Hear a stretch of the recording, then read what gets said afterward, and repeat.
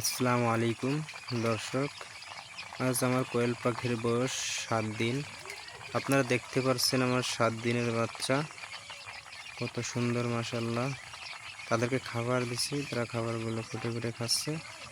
তো আপনারা দেখতে পাচ্ছেন, আসলে কোয়েল পাখির ব্রুডিং সবথেকে গুরুত্বপূর্ণ বিষয়, যেটা সঠিক না হলে বাচ্চার গ্রোথ এবং বাচ্চার রোগ এগুলো আক্রমণ করে এবং গ্রোথ খুব খারাপ হয়, ডিমের সমস্যা দেখা যায়। তো মাশাআল্লাহ, আল্লাহর রহমতে আমার কোয়েল পাখিগুলো আল্লাহর রহমতে অনেক সুন্দর।